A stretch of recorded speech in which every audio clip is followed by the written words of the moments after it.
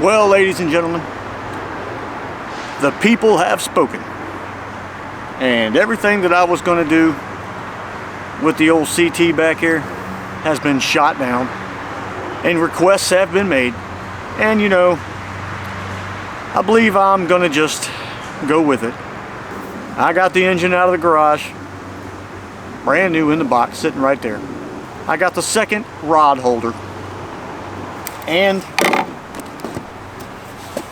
I bought another box to go on this side. Let it be known that I listen to my subscribers. I hear you. I hear what you want. I see what you're after. You're after making an old guy work more. I get it. But I do have to admit, I rode the mini bike to my mother-in-law's home where my wife and my oldest son were working yesterday afternoon, and it's about 3 or 4 miles from here. And I took the back roads, and the engine on here, it's got torque, it's got good get up and go right off of the get-go there, the, you know, first initial blast of power. But after that, it sputtered and it jumped, and it felt like it was getting hot, and either the timing's wrong or something. I'm not sure what the actual issue is with it, that engine, but I'm not going to continue to keep buying parts for a below satisfactory engine. So we're going to put a Harbor Freight intermediate satisfactory engine on it, and it doesn't look like it's going to be all that complicated. We're going to get started, start taking this thing apart, and hopefully by the end of the day, before the rain gets here, we'll have this engine on here and running, and then we can take it in the garage and put on this other rod holder and this other box and make it look like a little tiny red monkey. Because that's really, it's going to be set up identically to the way that I have the monkey set up right now. But let me tell you what, the monkey is a Cadillac compared to that thing. You talk about slamming your vertebrae together, my goodness. So at some point I'll figure out how to get some suspension on this thing, maybe making a Springer style seat for it. They make suspension for the front of this bike, but it's almost 180 bucks to have suspension on the front of it. You know, it's a good idea, but is it $180 I need to spend or have to spend? No, not really. I still got things I want to buy for the monkey and the Royal Enfield, so I really don't want to, you know, waste the money that I'm saving for those on the mini bike. Maybe at some point, hey, maybe Coleman Motorsports is out there and they want to promote a new suspended front end for the CT200U. I highly doubt it, but you never know. Don't hurt to ask anyway. Anyhow, let's get the tools out and start disassembling.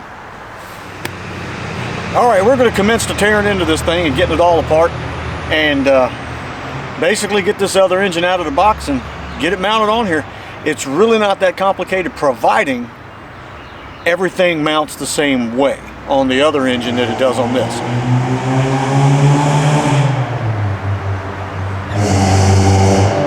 Can you believe somebody paid to make their car sound that way? I mean, all they had to do was buy a chainsaw and it would have sounded just like that.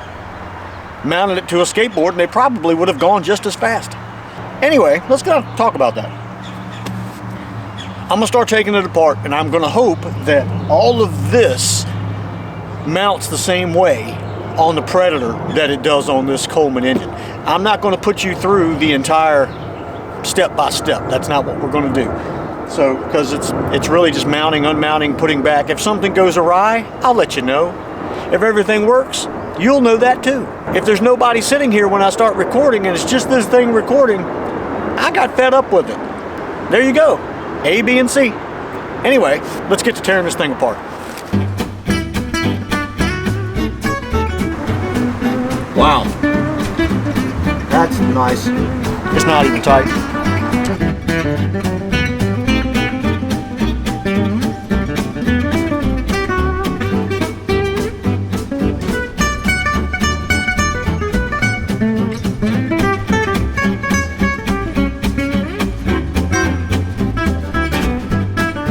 And there you go. I started doing this 11 minutes ago. 11. And there you have it. She's out. I'm going to clean this base plate up a little bit because it's nasty. and then we're going to go ahead and try to put the other engine on. Now I'm going to show you something about these bikes. This is the clutch, centrifugal clutch that came off of this bike. Okay, so I want to show you this. It doesn't look the greatest in the world. But because I don't throw things away, because I keep stuff, I have another one. This came off of a mini bike that I built years ago. And look. Seems to be a lot better made clutch. Or a Go Power Sports. I'm going to let you have that name real quick. Go Power Sports. They're in Texas. Look them up. If you're messing with mini bikes and go-karts in any way, shape, or form, look them up. Go Power Sports, Texas. That's your hookup right there. I bought some stuff from them before. They're real good people. So anyway, let's complete this thing.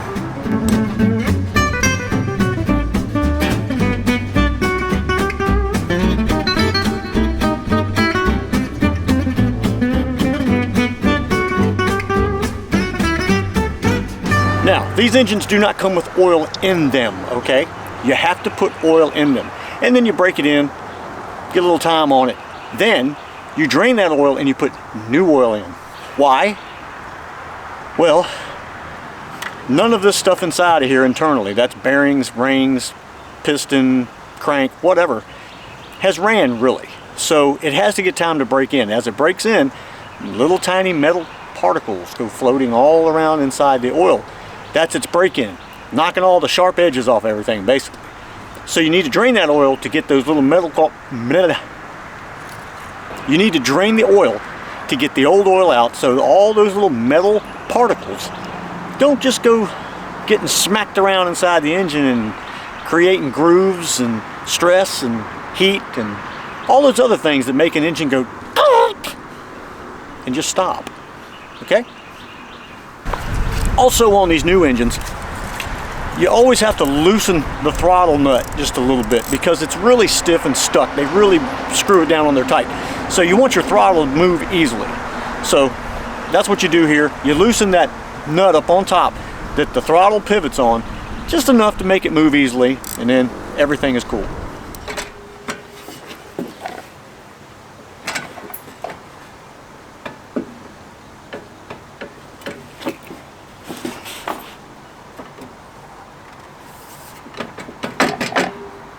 Okay, we've ran into our first issue, and the jack shaft spot, basically where the jack shaft comes through and the bearing and all of that, hits the bottom of the engine because there's a pan there which is like a heat shield that is made to fit where that jack shaft is at. So hopefully the two will mount up. I can take one off and put the other one on, and the bolts and all that stuff are in the same place, even though that's a Predator and this is it's Chinese. They're both Chinese technically, but this one made for Coleman kind of thing, so I don't really know. But we're gonna hope that those pans will bolt into the same place. Otherwise, I'm gonna have to do some massaging with a ball peen hammer to make it fit. But hey, I mean, what's an engine swap without a little hammer action? Did I mention I wish I had a table? But I also wish I had a drone, and that's not going to happen either. Well, thank goodness they made that a different size. All that good 10 millimeter talk I had earlier, and it's a different size. So here's that pan I'm talking about. See, it's got a little concave area there. That's so the jack shaft will fit in there. So let's cross our fingers and hope that the Predator is bolted in the same way. Okay, it looks like everything lines up. I sure hate taking the shiny stuff off and putting the dirty stuff on, but sometimes in these weird, these things just have to happen.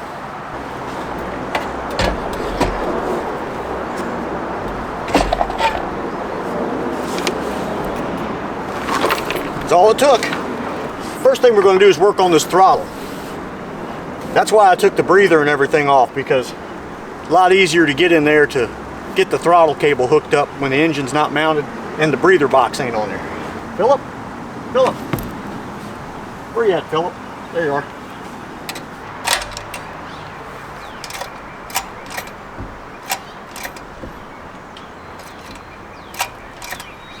Full throttle.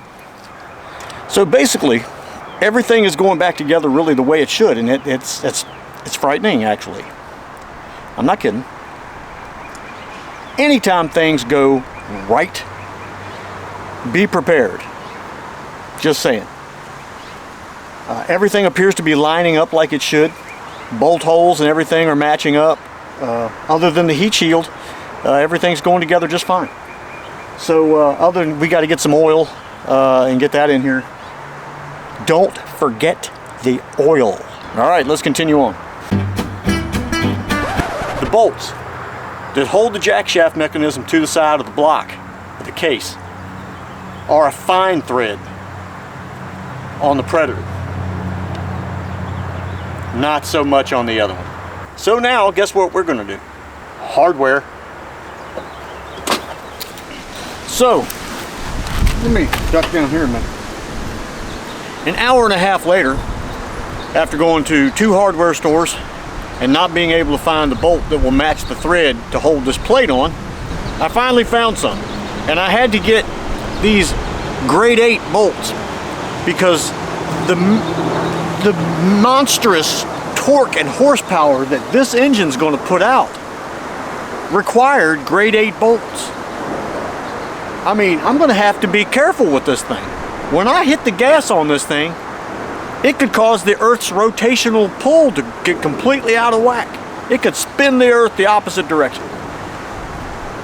Not even close. In the world of overkill, that right there is the biggest overkill ever overkilled. But I needed it. Couldn't find him anywhere. What happened is Predator has made those 4 bolts that hold the plate on the same thread as the bolt that holds the centrifugal clutch on. Good idea. It's kind of smart. But on the other engine, it's different. So, 2 different sizes. So anyway, we got these and we're going to put these on and get this engine back together and get this mini bike back together. Yes, it fits. If that bolt hadn't screwed in there, you would have seen a grown man cry. Every time you need a tool, it's always somewhere else further away.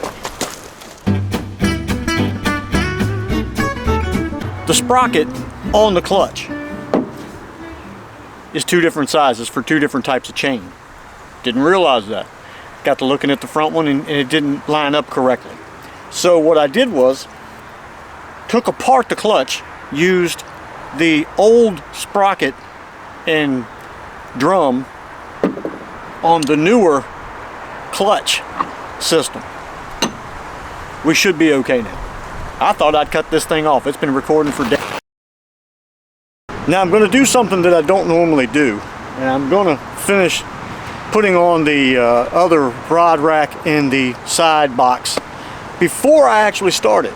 I know, it's stupid, but I'm going to do it. Everything's back together. There's oil in it. Everything's on. It's rolling freely. I think it should be fine, but the bad weather's coming, and I want to get this on and this on before it gets here and take this thing out for a test ride, and hopefully everything's going to be okay, because you the people requested it. I don't know that you really requested it, but all of you kind of gave me comments that were kind of like, 1 rod holder, really? Come on. And then, you know, 1 box on that side, it's kind of lopsided, and all that kind of stuff. So I understand when you build these things on YouTube, you're not really building them for yourself, you're building them for everybody. It's really windy out here, and I'm afraid I'm going to get wet or hit in the head with a stick. Anyway, let's continue on.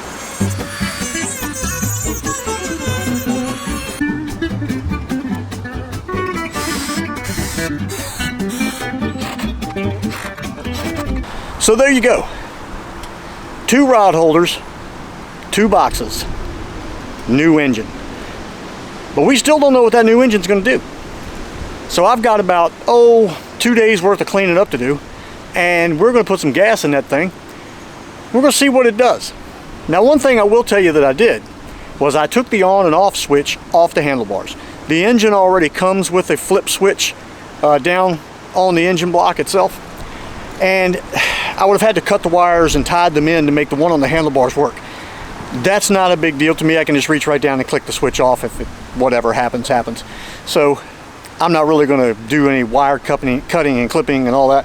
There is one thing on these engines that I may cut and take off. They come with a low oil cutoff. And what usually happens is that the oil will tilt from one side to the other and not touch that device, and it will shut the engine down. So if you're going uphill or you take a sharp turn and the oil sloshes to one side, it could cut the motor off. So that is something that most likely will get snipped as soon as I figure out which wires to snip. So anyway, let's get cleaned up, put some fuel in this thing, and turn a few laps. What do you say? Huh? Then we're going to eat some ice cream. I really don't know where the ice cream thing came from, but I am craving some, honestly. It's been a long morning.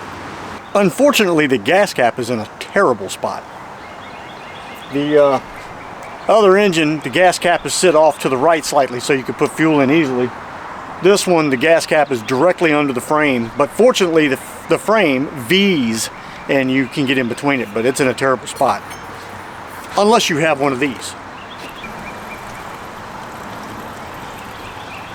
I see one thing that we need to do before we try to start it. If you take a close look at the pull start, it's facing that way. We need to take those 3 screws out and turn it backwards where it's straight up and down. So I'm going to do that. You don't have to watch, okay? Really. Go ahead, go do something. I'll be right back. Okay, so unless you got a little bit of an OCD thing kind of going on, the sticker is now crooked that says 212. So what? If you turn 212 backwards, it's still 212. Who cares? Anyway, here's our first startup. Switch is on, oil is in, gas is in, choke is on. Another chainsaw is driving by.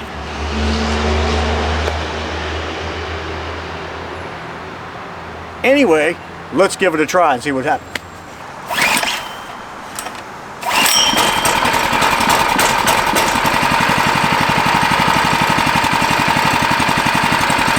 Listen to that.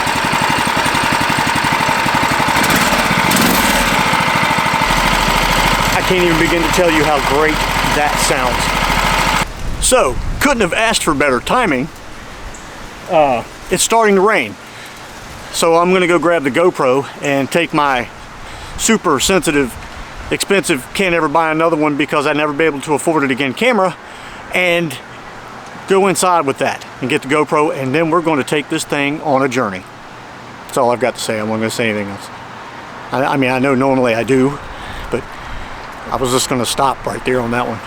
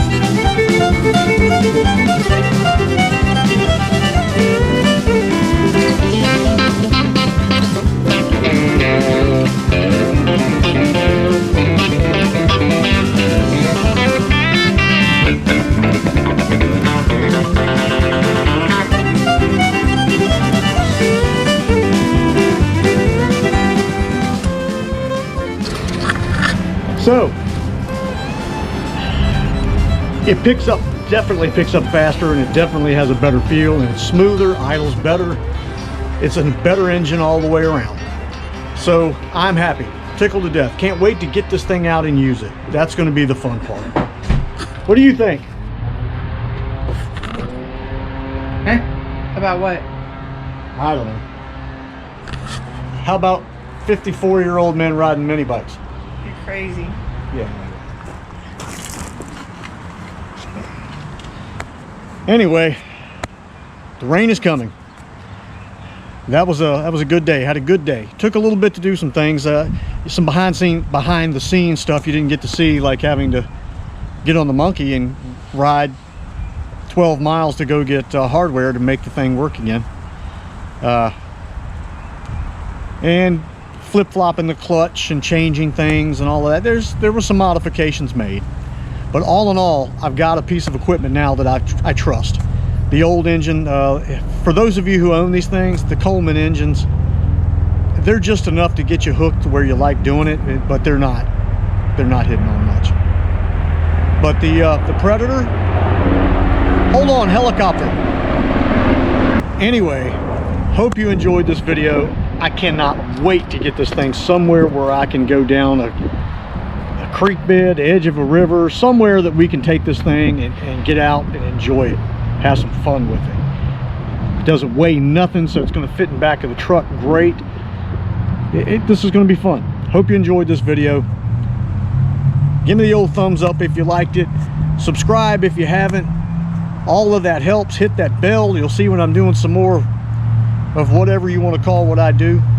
And other than that, I'm going in now and wash the gasoline off of me, the chain grease, and the June bug that I ate when I was coming up the sidewalk over there. It's not even June.